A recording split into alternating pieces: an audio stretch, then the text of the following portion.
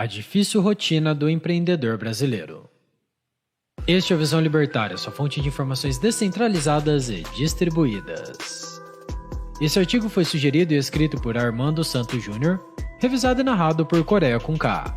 A herança de Getúlio Vargas, representada na consolidação das leis do trabalho, conhecida pelas 3 letrinhas CLT, é uma legislação que acumula, até hoje, travas para todos aqueles que ainda contratam com o chamado Sistema de Carteira Assinada.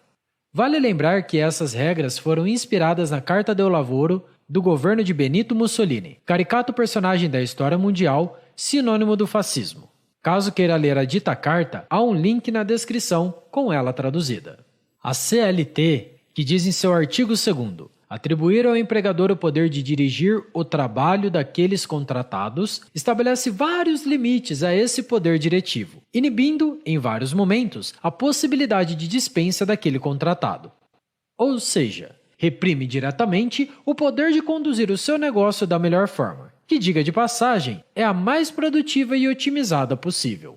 Essa junção de legislação com as leis trabalhistas, que mesmo sendo editada na época da Segunda Guerra Mundial, ainda não tem um código, como ocorre nos demais ramos do direito brasileiro, protegendo os empregados não produtivos, cujo caminho natural seria a dispensa. Analisemos o seguinte caso, para entendermos melhor. Um funcionário chamado Luiz Inácio, que foi contratado pela empresa ABC para uma determinada atividade, totalmente qualificado para ela, não realiza as entregas esperadas. Em outras palavras, o seu desempenho está aquém do que era esperado. O resultado que se espera para Luiz Inácio é, naturalmente, o desligamento das suas funções, ou seja, a demissão. Isso deixaria uma vaga aberta na empresa que poderia ser utilizada para contratar um futuro colaborador muito mais adequado para o cargo, antes ocupado por Luiz Inácio. Ocorre que em dado momento houve uma eleição para a Comissão Interna de Prevenção de Acidentes, conhecida de maneira mais abrangente como CIPA, e nosso querido Luiz Inácio, que não performa, é eleito. Pronto. A partir desse momento, ele tem estabilidade de 1 ano no emprego, período em que ele é membro da comissão e mais 1 ano após o mandato como membro da CIPA, chamado estabilidade pós-mandato. Em resumo, Luizinho se tornou um empregado estável e, com essa condição, há uma sobreposição ao poder diretivo do empregador.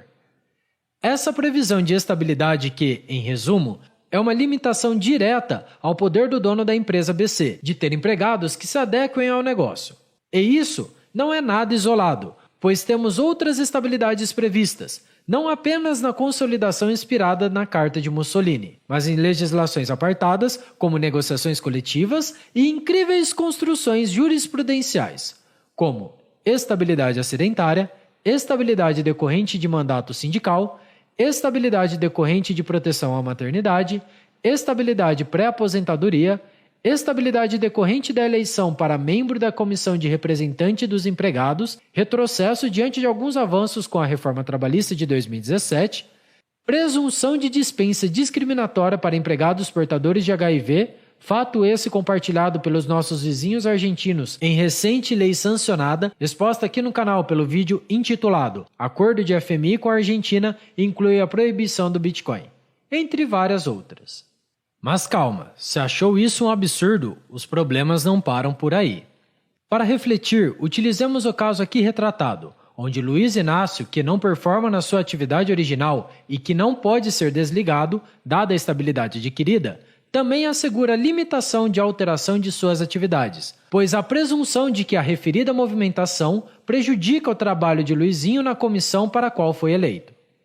Em outras palavras, existe maior proteção às atividades secundárias de ser membro da comissão do que em relação ao trabalho para o qual foi efetivamente contratado. Se não fosse limitação suficiente, existem alguns empregadores que, mesmo correndo o risco natural de seu negócio, como qualquer um que empreende no Brasil, dá outro passo arriscado e altera as atividades daquele funcionário estável. Isso pode acarretar, caso fiscalizações de órgãos reguladores sejam avisados, o afastamento das atividades perante a comissão, levando assim a multas e encargos que podem levar ao fim da empresa, a depender logicamente do seu tamanho. Diante de tal alteração, além desses perigos, o empregado ainda assume o risco de pagamento de eventuais diferenças salariais por desvio ou mesmo de acúmulo de função, Tema esses recorrentes na justiça especializada, pois, ao alterar as atividades, tentando tornar rentável a contratação desse funcionário, que de qualquer forma terá de remunerá-lo, poderá, num futuro não distante, ter contra si uma demanda judicial perante a Justiça Exclusiva do Trabalho, pleiteando diferenças salariais por um acúmulo ou desvio de função, alegando que foi contratado para determinadas atividades, mas trabalhou em outras.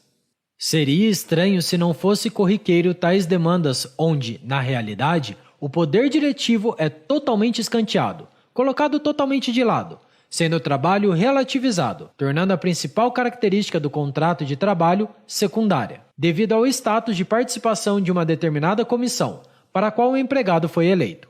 Um total contrassenso com o propósito da contratação. Veja que a empresa, na tentativa de otimizar um custo, acaba assumindo passivos cujos reflexos poderão ser maiores que deixar aquele funcionário ativo na comissão, mesmo não performando nas suas atividades.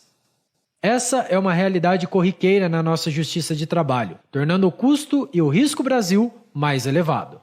Essas coisas não são facilmente mensuradas quando falamos em todas as desvantagens em empreender no Brasil.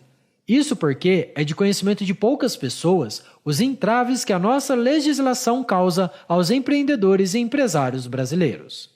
Finalmente, o que se vê é a previsão do poder diretivo da empresa expresso nos primeiros artigos da CLT se esvaindo, especialmente quando tratamos de empregados estáveis. O empregador não tem liberdade para gerir sua própria empresa. Na verdade, há limitações que transformam maus empregados em pessoas estáveis, impedindo o dono da organização de gerir o seu próprio negócio, na tentativa de trazer alguém para seu quadro de funcionários que seja mais produtivo ou mesmo desligar alguém improdutivo. Isso tem como reflexo o aumento de preço dos produtos, repassado ao consumidor, pois a empresa precisará manter o referido empregado por uma imposição estatal, onerando os custos e incapacitando-a de aumentar a produção, mostrando assim o peso que um funcionário inútil representa ao Brasil. Por isso, na próxima vez que ouvir um empresário dizendo ser suicídio financeiro empreender no Brasil, saiba que ele está certo e que provavelmente já teve que lidar com muitos Luiz Inácio trabalhando para ele, desperdiçando seu capital que poderia ser utilizado para algo mais produtivo para toda a sociedade. Obrigado pela sua audiência. Se você gostou desse vídeo, clique no ícone de curtir abaixo e compartilhe-o em sua rede social. Se deseja ser notificado de outros vídeos, inscreva-se no canal e depois clique no ícone da campainha. Até a próxima!